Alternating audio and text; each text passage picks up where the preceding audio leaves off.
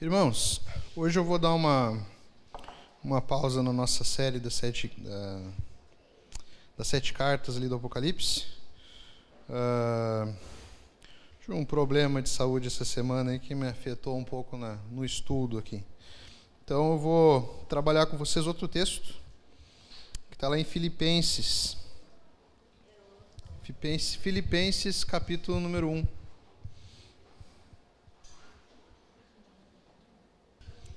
Amém? Nós vamos ler a partir do verso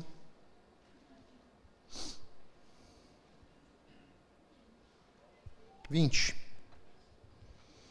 A partir do verso 20.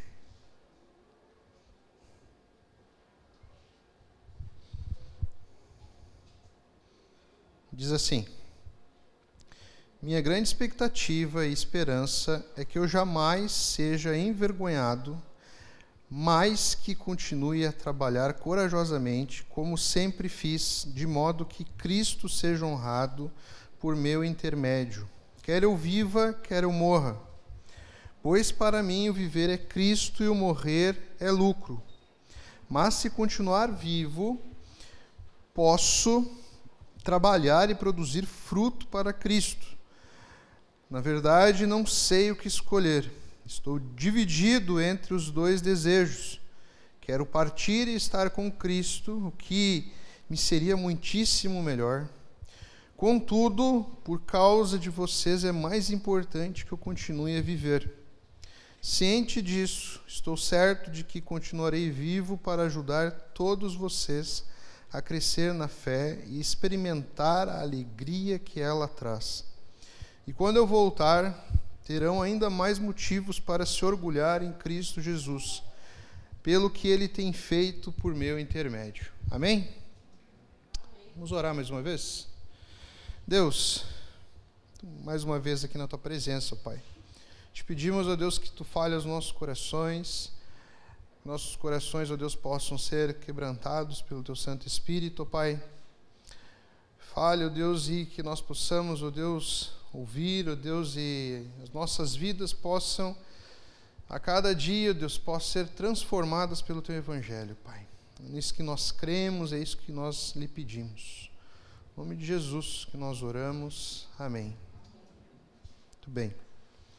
A carta de Filipenses é a carta que nós estamos estudando no GC, nosso grupo de crescimento. É uma carta que você já ouviu aqui na igreja um pouco sobre ela em algum momento. Filipenses é a carta da alegria na dor. A alegria em meio à dor. Paulo escreve essa carta de uma prisão. Quando você vai ver a classificação das cartas, como elas são classificadas, existem as cartas pastorais, as cartas gerais. Essa aqui está dentro das cartas da prisão. E interessante que Paulo, ele escreve essa carta onde ele está sofrendo, onde ele está impedido fisicamente de se mover. É uma prisão, uma das mais terríveis que ele passou. Ele pegou vários tipos de prisões, mas essa aqui era uma das piores. E em todo momento, na sua carta, ele não mostra murmuração. Ele não dá ênfase ao seu sofrimento. Ele não dá ênfase à sua dor. Pelo contrário, ele, no começo da carta, que nós não lemos, mas depois você pode ler, você vai ver ele orando e intercedendo pela igreja que sustentava ele com orações, com ofertas. Ele está intercedendo por essa igreja. Ele está se preocupando com as necessidades e as dores dessa igreja. Ele mostra também uma preocupação com a vida espiritual dessa igreja. Alguns trechos aqui para destacar para você. No versículo 6, ele diz que tenho certeza de que aquele que começou a boa obra em vocês irá completá-la até o dia em que Cristo Jesus voltar. Ele está orando pela santificação dessa igreja, para que Cristo termine a obra de salvação que fez na vida desses cristãos, na vida desses discípulos de Jesus. Um outro trecho aqui do início, para você ter uma noção também. No versículo 9 ele vai dizer: oro para que o amor de vocês transborde cada vez mais e que continuem a crescer em conhecimento e discernimento. Paulo está orando, intercedendo para que o amor dessa igreja não termine, mas pelo contrário, ela continue a transbordar cada vez mais. E que essa igreja ela cresça também em conhecimento do Evangelho, da palavra, para que essa igreja amadureça cada vez mais, não sejam crianças espirituais, mas que possam amadurecer, terem conhecimento para discernirem aquilo que vem de Deus, aquilo que não vem de Deus. Ele fala aqui também: quero que compreendam, eu quero que você grave muito bem isso, quero que compreendam o que é verdadeiramente importante, para que vivam de modo puro e sem culpa, até o dia em que Cristo voltar. A oração de Paulo para essa igreja é que, em meio às muitas coisas que esse mundo nos oferece, a todos esses entretenimentos que nós temos na vida, para que eles descubram e encontrem aquilo que realmente é importante, aquilo que realmente deve mover o nosso coração, aquilo que realmente deve ser foco das nossas preocupações, da nossa atenção, aquilo que deve receber todo o nosso fôlego de vida, todo o nosso esforço diário. E ele termina a oração ali no versículo número 11, dizendo que vocês sempre sejam cheios do fruto da justiça que vem por meio de Jesus Cristo para a glória e o louvor de Deus. Ele intercede para que essa igreja, ela frutifique. Você vai ver os frutos, nós já oramos aqui pelos frutos, que essa igreja cresça em amor. Que essa igreja se preocupe cada vez mais por aqueles que estão ao seu redor, pelas pessoas que estão ao seu redor. Ele ora para que essa igreja possa sempre ser uma igreja cheia do Espírito Santo, uma igreja que frutifica, uma igreja que se sacrifica pelo próximo, se sacrifica pelo Evangelho, se sacrifique por levar o Evangelho e a palavra de Jesus a todos os corações. E ele mesmo, ele não está falando algo da boca para fora, ele mesmo já dava os seus frutos. Ele vai seguir aqui a partir do verso número 12, ele mostra ali que naquela época havia muita rixa, muitos tinham rixa com Paulo, tinham inveja, ciúmes de Paulo. E Paulo fala que o Evangelho estava sendo muitas vezes pregado por egoísmo e por outros motivos. E outros que pregavam o Evangelho ainda tinham prazer de ver Paulo preso lá. E havia uma luta de egos, uma ambição egoísta ao pregar o Evangelho. Aí você vai ver Paulo falando sobre isso, ele fala o seguinte, no verso 18: mas nada disso importa. Eu não estou me importando, estão falando mal de mim, se estão falando mentiras sobre mim, nada disso importa. Não importa também as motivações falsas desses que estão pregando o Evangelho por outros motivos, por ganância, egoísmo, vaidade, poder. Isso não importa. Porque sejam as motivações deles falsas, sejam verdadeiras, a mensagem a respeito de Cristo está sendo anunciada, e isso me alegra. Paulo via no Evangelho, via em Jesus um valor inestimável, que lá na frente, no capítulo número 13, ele vai falar que quando ele conheceu a Jesus Cristo, quando Jesus Cristo entrou na sua vida, no seu coração, todo o resto não é que perdeu o seu valor, mas teve o seu valor reduzido a nada, a lixo, porque o valor de Jesus Cristo na vida dele passou a ter uma importância e um valor inestimável. Não poderia ser contabilizado esse valor. Ou seja, Paulo ele nos incentiva, nessa carta que ele escreve em meio à dor, a olharmos para Cristo de uma maneira diferente. Não simplesmente termos Cristo na nossa vida como algo acessório. Alguém que nós nos lembramos do domingo à noite. Alguém que nós recorremos nas nossas orações quando estamos no aperto, quando estamos no sufoco, quando falta dinheiro para pagar as contas no final do mês, quando falta remédio, quando a saúde não vai bem, aí nós nos quebrantamos, Não, Paulo ele nos incentiva a termos uma vida onde Cristo é o centro e é algo que nós depositamos um valor inestimável. E aí nesse trecho que nós acabamos de ler, tem uma das frases mais icônicas de Paulo, uma das que eu mais amo, que ele vai dizer assim: pois para mim o viver é Cristo e o morrer é lucro. Verso número 21. Para mim o viver é Cristo e o morrer é lucro. Você sabe que o evangelho para os ímpios, para aqueles que não creem, a própria palavra de Deus vai dizer que é loucura. É loucura. Quem não crê em Jesus Cristo, quando olha para um Deus crucificado, para um Deus que se entrega na cruz, que dá a sua vida pelos seus servos, pelos seus escravos, isso é loucura.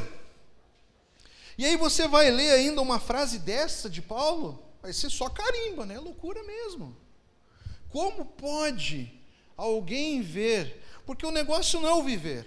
Apesar que nem no viver, às vezes a gente vive intensamente para Cristo, mas Paulo ele vê lucro no morrer, na maior derrota do ser humano, na maior desgraça do ser humano, na maior fraqueza que o ser humano vai enfrentar nesse mundo, nessa vida. Seja no luto, ou seja no encontrar, no cessar da sua própria vida. Como isso? Como ver lucro nisso? Como ver valor nisso? E Paulo fala simplesmente o seguinte: se eu for viver, e depois ele dá argumentos, é melhor que eu viva. Porque eu estando vivo, eu posso ser bênção, eu posso ser luz na vida de vocês. Eu posso ser luz e bênção na vida da igreja de Jesus espalhada pelo mundo. Eu posso ser usado por Deus na vida de vocês. Para que esses meus motivos de oração, eu possa ser bênção, eu ser instrumento de Deus na vida de vocês. Se eu for viver, o meu fôlego, o meu ímpeto, ele vai ser todo dedicado a em cada fôlego de vida, que nem ele vai falar em outro texto, seja no comer ou no beber, nas coisas simples da vida, eu vou fazer isso para a honra e glória de Deus. Agora, se a morte chegar, eu vou estar no lucro, porque se a morte chegar, eu vou estar nas mãos de Jesus. Eu vou estar com Cristo. Eu vou estar em uma nova vida. Eu vou estar em a minha vida não vai cessar. Eu vou estar nas mãos daquele que morreu e me salvou. Aquele que deu a sua vida por mim. Por isso que o lucro da morte é realmente valoroso, é realmente inestimável, porque ele se vê com Jesus, ele tem a certeza de que quando a morte chegar, ele vai estar com Cristo. E ele fala ali, ele é bem sincero, que ele na verdade, ele preferia, se ele tivesse que escolher, ele queria a morte. E eu quero que você entenda aqui, que a morte que Paulo tanto deseja, não é uma morte movida por desejos ruins da nossa mente, frutos de uma de uma vida deprimida, frutos de uma depressão, de um desejo de não viver. Não é esse tipo de desejo por morrer que move os pensamentos de Paulo. É o simples fato dele estar com Cristo. Porque para ele, aquilo que ele tem de maior valor na sua vida é pertencer a Jesus. É pertencer a Cristo. E se você levar em conta, eu não sei se você já pensou como Paulo, mas às vezes quando a pressão do mundo, quando as dores do mundo nos afligem, e o viver com Cristo significa também não viver mais num mundo de dor e pecado. E as dores desse mundo nada mais são frutos dos pecados de toda a humanidade. As dores desse mundo, o choro, o lamento, o luto, ele entrou na vida do homem com o pecado. E ainda ele produz frutos até hoje. Até hoje. É a ação do homem de forma pecaminosa nesse mundo, gera pecado atrás de pecado. E muitas vezes, quando nós estamos em dor, quando nós estamos sofrendo muito, imagino parte dos nossos irmãos, parte do nosso povo ao redor do nosso estado, com certeza, no seu clamor por paz, no seu clamor por chega, basta, há aquele grito de socorro dizendo: Cristo me leva, Cristo me leva. O clamor muitas vezes de uma pessoa que está já no fim da sua vida, no leito de morte, no hospital, ela ora clamando por Jesus: Jesus, me leva, termina com a minha dor, termina com o meu lamento, eu quero estar nas tuas mãos. Eu já vi vários testemunhos nesse sentido, nesse clamor, não pela morte, mas o clamor por estar com Cristo, e toda a dor, todo o lamento, toda a marca do pecado possa sumir, possa terminar. Só que, meus irmãos, até Paulo fala isso, até falando para os outros discípulos e apóstolos e missionários que estavam pelo mundo, havia um grande movimento de pessoas se entregando ao martírio. Homens de Cristo não estavam fazendo esforço para fugir da perseguição, estavam se entregando. E aí Paulo faz questão de mostrar, gente, se for chegar a nossa hora, que nós possamos morrer por Jesus, mas a nossa vida aqui nesse mundo, ela é útil, ela tem uma importância. E ela tem uma importância muito maior quando a nossa vida está nas mãos de Jesus. Quando a nossa vida está a serviço de Deus, está a serviço de Jesus Cristo.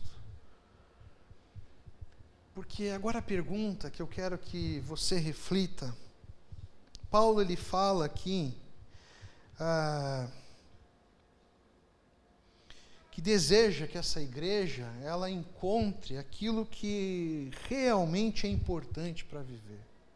Paulo vai falar também de um valor inestimável. É a reflexão que eu quero que nós façamos. O que é que nós temos na nossa vida?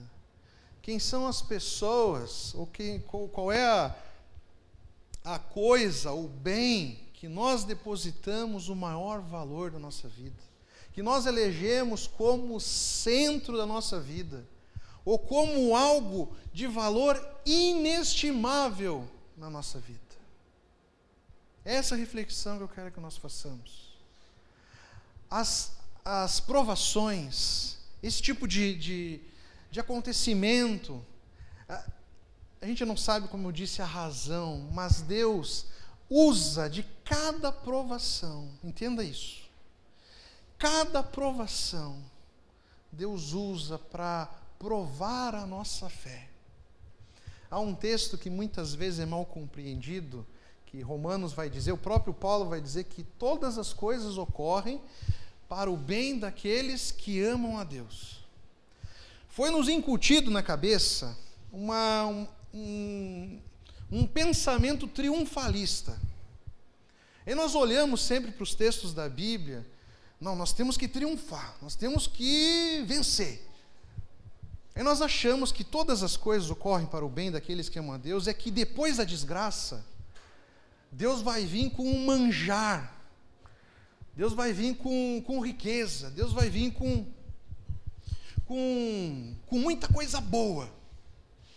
Mas o que esse texto está querendo dizer é que para a vida do crente não há tempo bom e não há tempo ruim, porque em todos os momentos da vida Deus está lapidando o nosso coração e o nosso espírito. O mundo, o evangelho não é um evangelho de prosperidade, de investimento. Deus, no meio da dor, Ele tem uma pegada de ensino, pedagógica. Ele nos ensina, Ele nos prepara lá para frente, Ele molda o nosso caráter, Ele testa a nossa fé. É nessas horas de dor, é nessas horas de provação que nós vamos ver se a igreja vai servir alegre, se a igreja vai se sacrificar, ou se ela vai murmurar, ou ela vai murmurar ou reclamar de Deus. É nessas horas que a igreja tem o seu coração lapidado. Porque Deus não permite, Deus não traz as provações à nossa vida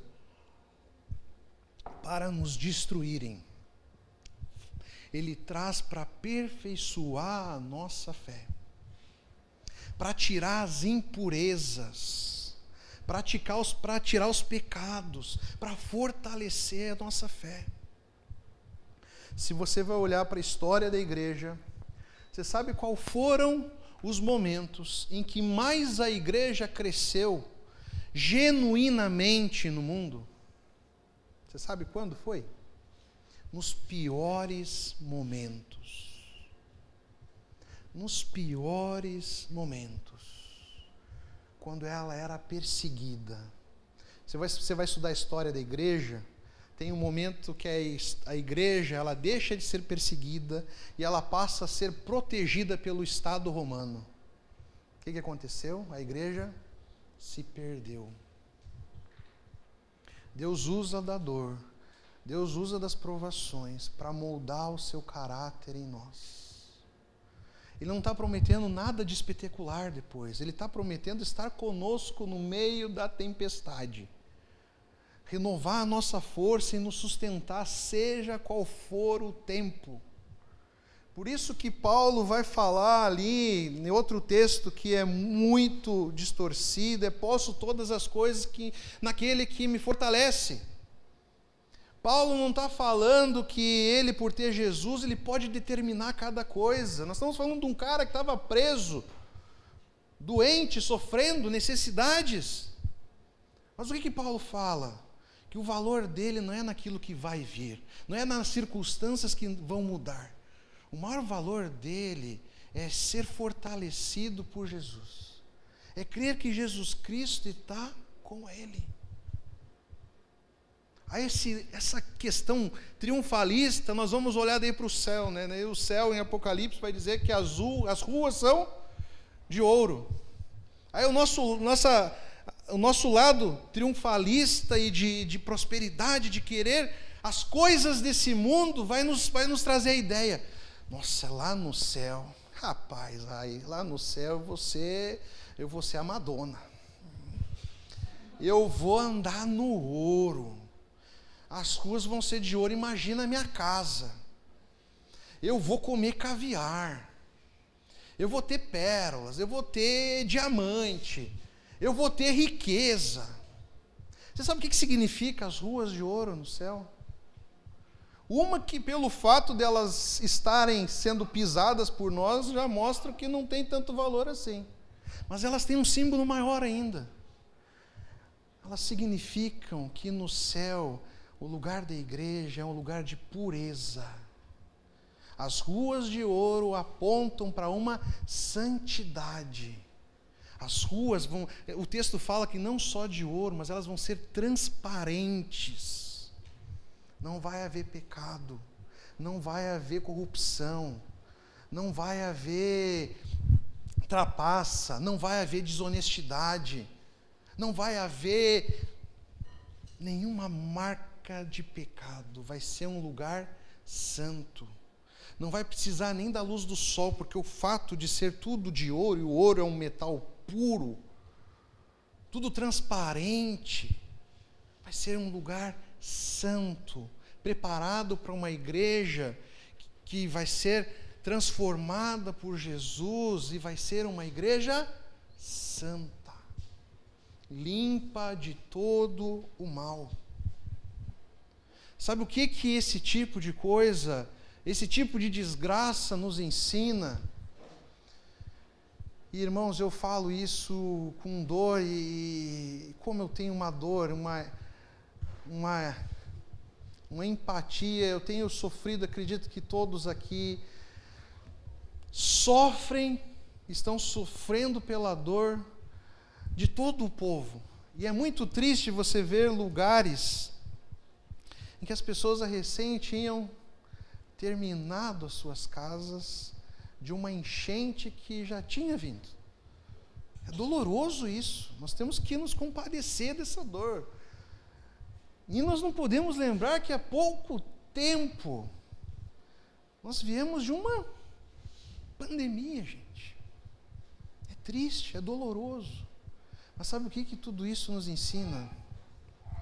Não há coisa no mundo, não há pessoa no mundo que tenha o valor de Jesus e a importância de Jesus. O mundo, e principalmente o Brasil, tem uma expressão que a esperança é a última que morre. Jesus Cristo vai dizer que Ele é a esperança. E uma esperança que não morre, uma esperança que não perece, e uma esperança que é a certeza de que Ele vem. Ou seja, quando a gente olha para aquela enchente, para aquele rio, para aqueles rios, aquela água levando casa, levando prédio, levando carro, não tem nada nesse mundo que possa suportar a nossa esperança e o nosso coração. Não tem nada nesse mundo que seja capaz de ser a âncora para a nossa alma.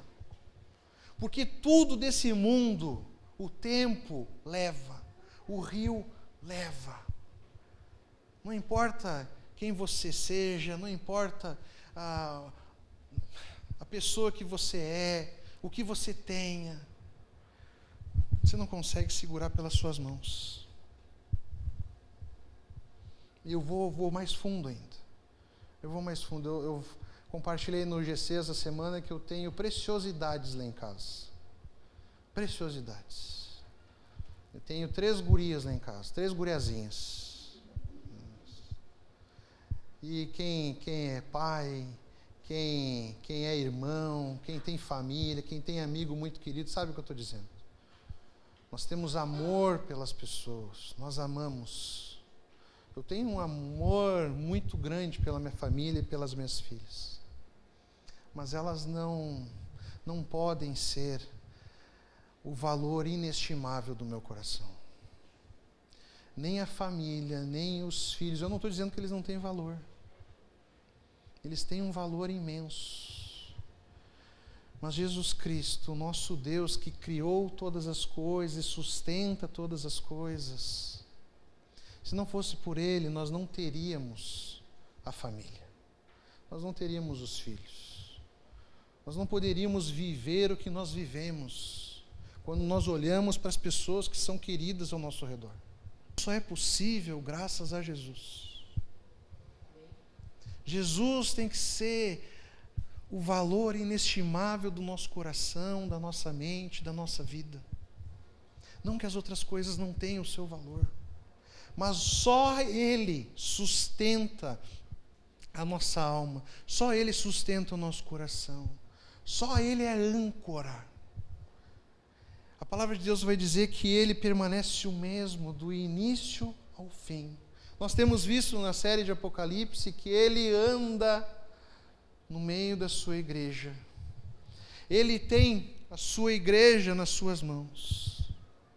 Nada passa desapercebido sobre o nosso Deus. Ele tem tudo sob o seu controle.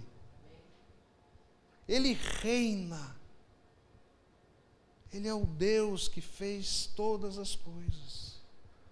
Nós somos criaturas que nos tornamos filhos de Deus.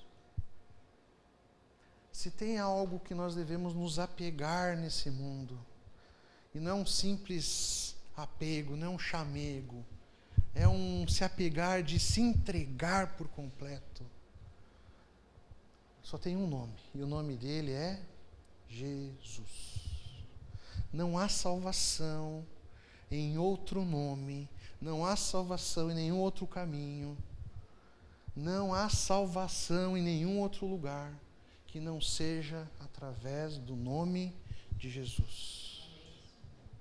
Saiba de uma coisa, no meio da dor, no meio do sofrimento, Jesus está lá. Pois eu vou compartilhar com vocês já devem ter visto. Igrejas que o culto hoje é diferente. Nós estamos podendo estar aqui sentados, ar-condicionado. Seja grato a Deus. As igrejas hoje, elas estão louvando e clamando a Deus no meio da enchente, no meio do rio. E aí vem o louco do Evangelho. Aí vem a loucura para aqueles que não creem.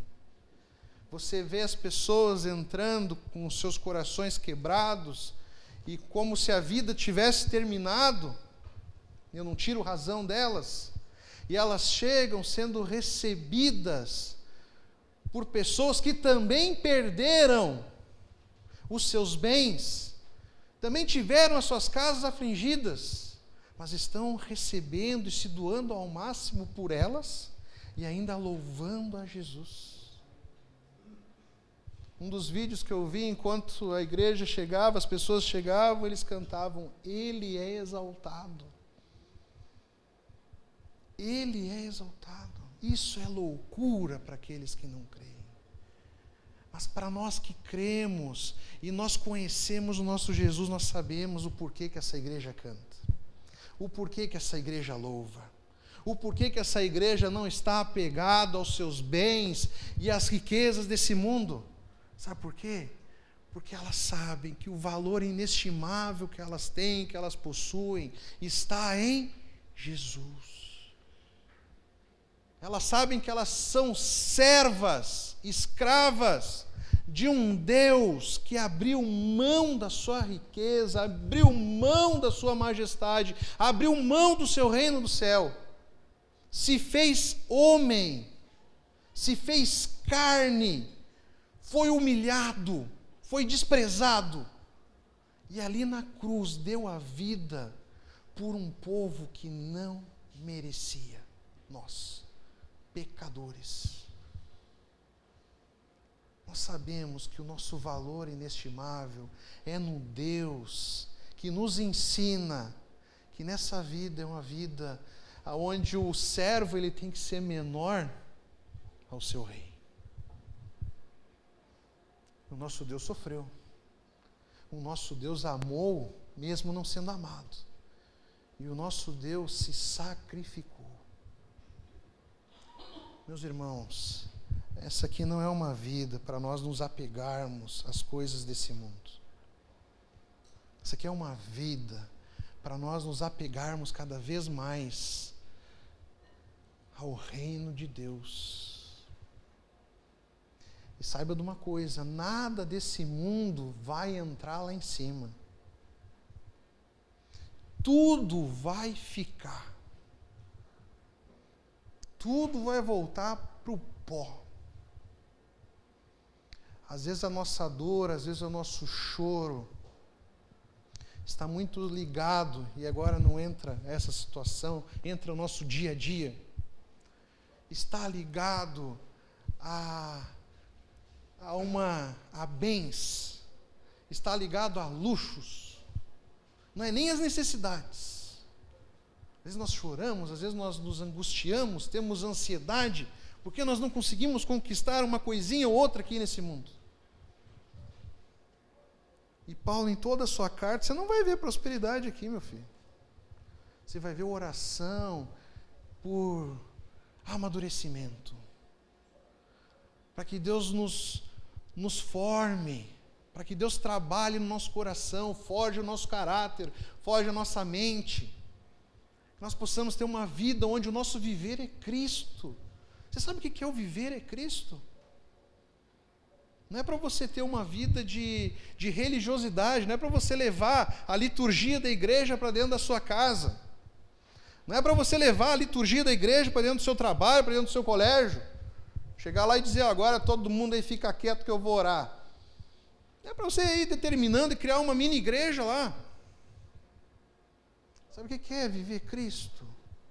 É frutificar na vida das pessoas, a começar em casa, a ser um bom pai, o melhor pai possível, um homem de verdade, que se sacrifica pelo seu lar, pela sua esposa. É isso, é pegar princípios bíblicos que a palavra de Deus vai nos ensinar. É ser o melhor filho possível. É praticar a obediência em casa, a submissão. É ser uma esposa que reflete e que perfuma ali a casa, que edifica a sua casa, que serve a sua família. É isso. É ser honesto, mesmo num ambiente de desonestidade. Ser honesto, mesmo num ambiente de corrupção. É se sacrificar por aquilo que é correto. O texto que nós íamos ver hoje vai trazer o nosso Deus lá em Apocalipse com os olhos em chamas. Nada passa desapercebido aos olhos do nosso Deus. Seus olhos são de chamas. Tudo Ele vê. É ter uma vida de integridade diante de Deus. É ser sal e luz. Sal e luz. Ambos são elementos que, colocados em qualquer lugar, eles destoam. Não sei se foi aqui que nós falamos sobre luz, mas a luz, o Wagner falou um testemunho dele aqui. A luz, seja qual for a sua intensidade, ela mostra a verdade. Eu também tenho um testemunho parecido, Wagner. Sempre fui muito medroso, sempre adorei, amei uma luz. Amei uma luz. Nossa, como a luz é boa. Imagina a luz na vida das pessoas que estão numa enchente, onde não tem energia elétrica. Imagina quando elas veem a luz de uma lanterna. Imagina quando elas veem a luz de uma vela, de um lampião ou de um celular. Sabe o que elas falam? Sabe o que elas gritam? Socorro, eu estou aqui. Que nós possamos ser luz na vida das pessoas, não pelo nosso brilho, mas pela luz de Jesus, brilhando em cada gesto, em cada ação nossa. Onde quer que nós estejamos, que as pessoas possam olhar a luz que está brilhando na nossa vida e dizer: socorro, eu quero essa luz. Eu quero servir a esse Deus que vocês servem. É isso que eles estão olhando para as igrejas. As igrejas que estão se sacrificando, servindo a Jesus lá. Como pode? Que loucura é essa? Que loucura é essa? De alguém que está aqui perdendo tudo também. Tem família também. E me recebe com um abraço. E me dá aquilo que é seu, mesmo não tendo nada. Que ora por mim, que seca as minhas lágrimas, cura das minhas feridas. Isso é ser igreja. Isso é ser sal, isso é ser luz. Isso é viver Cristo. Não importa as circunstâncias, não importa o lugar. Nós não temos uma calamidade na nossa cidade, mas isso não deixa que as oportunidades não surjam dentro das nossas expectativas. E mesmo a igreja estando longe, aquelas pessoas estando longe, nós podemos ajudar também. Nas nossas orações, pare de orar por luxo. Ore por aqueles que estão sofrendo. Se puder contribuir, contribua. Ajude. Se puder mandar colchão, água, roupa, ajude. Mostre que o teu coração chora, o teu coração sofre. Porque esse foi o chamado de Jesus a nós. Esse foi o chamado de Jesus. É ser mão, é ser pé, é ser voz de Deus aqui. E que nós possamos declarar assim como Paulo declarou, meus irmãos. Que essa declaração não possa ser uma declaração da boca para fora. Que o valor inestimável, aquilo que tem um valor inestimável nas nossas vidas, possa ser única e exclusivamente Jesus. Que nós realmente possamos ter uma fé tão firmada em Jesus, que nem a morte nos assusta. Porque nós sabemos que a morte não foi capaz de vencer o nosso Deus. O nosso Deus morreu, deu a sua vida, mas Ele ressuscitou. Ele venceu a morte. Ele vivo está. Ele está no meio da sua igreja. O nosso Deus vivo está.